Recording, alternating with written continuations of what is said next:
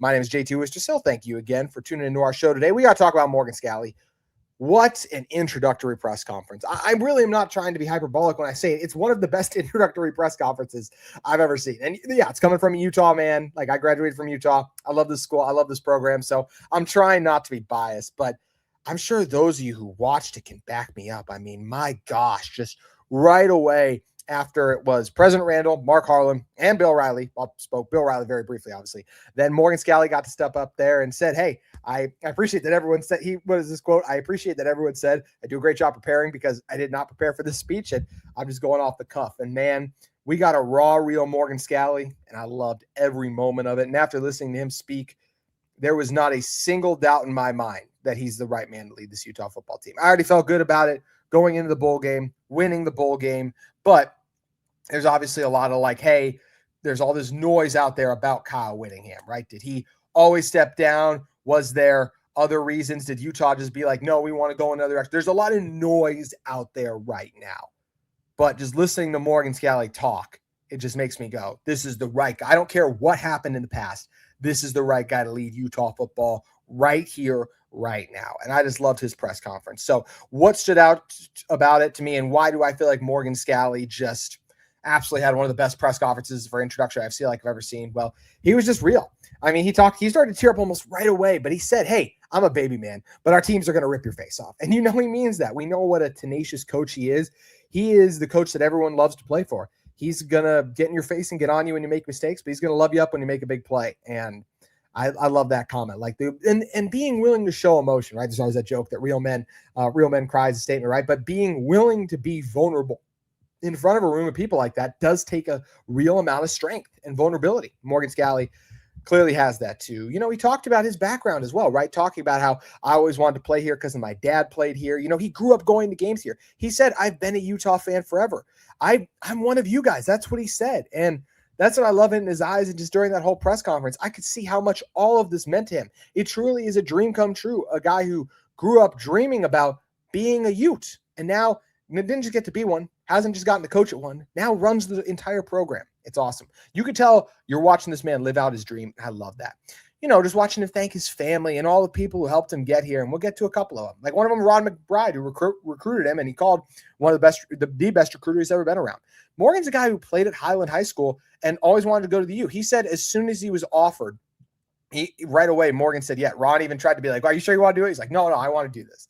I just loved Morgan's enthusiasm the whole time, right? You can tell this is a guy who's going to do whatever it takes to put Utah football on top. And we'll get to some of the comments and questions that the media asked and were answered on another episode. But for the sake of this segment, I just wanted to talk about his introductory press conference because his opening statement, as soon as the opening statement was over, I was won over. I was like, yes, this is the guy who's here and ready to lead Utah football into this next and new era of an ever-changing college football. You just tell he's been through it, the ups and downs of football too. You know, he had a great story on how he had to switch position from wide receiver to safety. He talked about he wanted to be a running back like his dad, but coaches tried to talk with him and just said, hey, you need to make this switch. And he also made the joke about how like it could be frustrating when when it comes in, you think you're going to be one thing and you have to make that change, but that's how it happens sometimes. He talked about Jackson Benny. He's like right there. Like Jackson knows what I'm talking about because he just had to do it this year. And Jackson actually did get to catch a few passes for Utah football this year too, right? But he's been a dynamic safety and is clearly a better safety than anyone else's Utah football team had at that spot. He's better safety than he was at a wide receiver. So it's a great switch for him. And Morgan, it was obviously a great switch from him to be a safety because he was a great one for this Utah football team. I love that Whit talked about the chance that Kyle Whittingham gave him and the love he has for Kyle. I know a lot of you are mad at Kyle right now, but as I've said before, I truly believe Kyle Whittingham owes Utah nothing. If you want to be mad at him for nabbing some of the staff on his way out or bringing some of them with him, I get that. But at the same time, he left a great foundation in place with Morgan and a lot of the defensive coaches. Yes, he took on the offensive side of the ball, but I'm okay with him doing that to have an opportunity at Michigan that he does, one of the top 5 jobs in the country, and he still left Morgan in a spot where he can succeed. Like I feel like Whit has earned the opportunity at Michigan to have unlimited resources at his disposal because like we said, we just call it what it is. Michigan has better resources than Utah, but I love that. Also, it's kind of funny. President Randall and Mark Harlan did not seem to want to say Michigan. So I did have to laugh when Morgan was finally willing to say like Michigan, and was also just glowing in his praise of Kyle and said like, hey, he's going to do great there. He's such a great coach. And he just talked about he's grateful for the opportunities he had to learn from Kyle Whittingham and Urban too, right? Just all these guys who have helped mold and shape him as a coach too. Talked about his love for his players, how competitive he is, and all the transition he's had to deal with too from Mountain West, Big 12, Pac-12, recruiting portal era, etc. Everything. This is a guy who's been through so much. How about a guy who's even been tackled by Aaron Rodgers?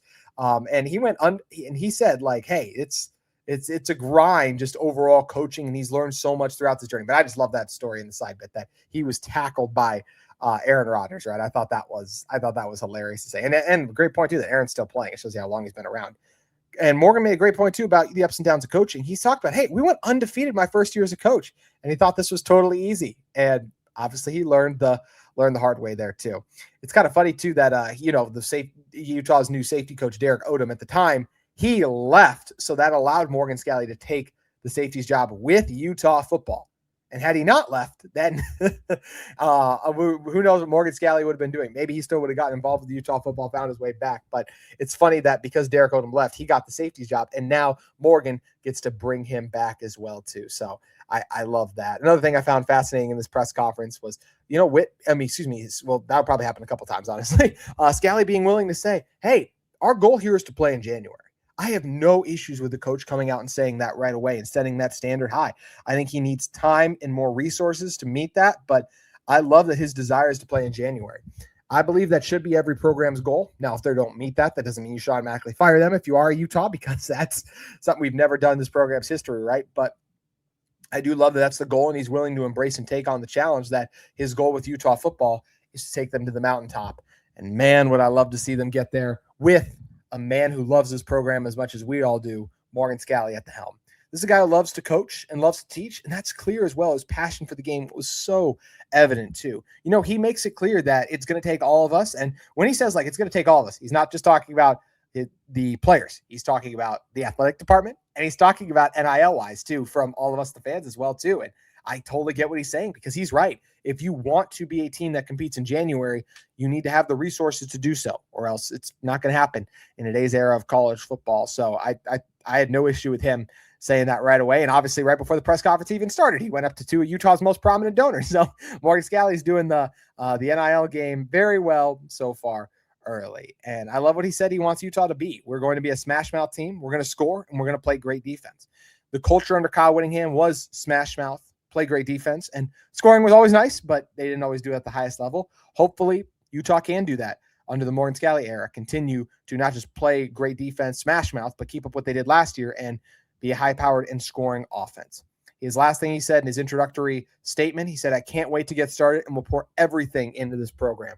And there are zero doubts in my mind after listening to him that is not the case. He is absolutely going to pour everything he has into trying to make Utah football a CFP contender year in and year out.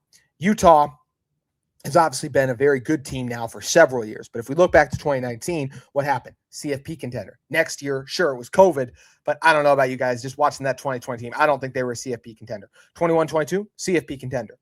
Would we have been so in 2023? Potentially, but we haven't seen this team do it 3 consecutive years. In fact, they only did it those 2 years in a row, the one time in the last couple. So I'd love it if Utah could get to the point where year in and year out, they are one of the top college football playoff contenders. It's going to take a lot, but I still think this team absolutely has a chance to do it. But I just loved listening to Morgan Scalley in this introductory press conference. Had me ready to run through a brick wall. If anyone has any doubts over Morgan Scalley's love, passion, determination, grit, and ability to lead this Utah football team, I'd simply turn on that press conference and I'd say, is there anyone else you'd rather have running this team right now at this point? And I know Kyle just left, but it feels like this is the right man to lead Utah football into the new era. And I'm so excited to support Morgan Scalley. I can't wait to see what he's going to do with this Utah football team. Loved his introductory press conference. I love Morgan Scalley as the Utah football coach already. He already got his first win as head coach in the bowl game, and there's going to be a lot more for him. I can't wait till he gets his first one to Rice-Eccles Stadium too. I love the emotion that he's willing to display for how much he loves this team and loves this program. This episode of Locked On Utes is also brought to you by our great friends at FanDuel. It's that time of year. College football is underway. the college football playoff rolling on, got NFL playoffs, but you know what gets lost in the action sometimes are Friday nights and NBA basketball. Well, Fridays already feel different during basketball season, and FanDuel is making them even better. Every Friday night before the game tips off, FanDuel gives fans a new way to kick off the weekend with NBA Happy Hour. NBA Happy Hour is your official pregame at limited time window where special offers drop right inside the FanDuel app before the action starts. Friday from 6 to 7:30 Eastern have become appointment viewing with the NBA Happy Hour. Opening the FanDuel app during Happy Hour always brings something new, boosts, bonuses, and surprises. It's easy to check the weekly special before tip-off and make a move before the window closes. The timing is perfect right before the games, right before the weekend starts. FanDuel has your back. So before tip-off, check out the FanDuel app and see what's dropping during NBA Happy Hour every Friday from 6 to 7:30 p.m. Eastern. A little basketball, a little action, and a whole lot of Friday energy. That's NBA Happy Hour only on FanDuel, the official sportsbook partner of the NBA.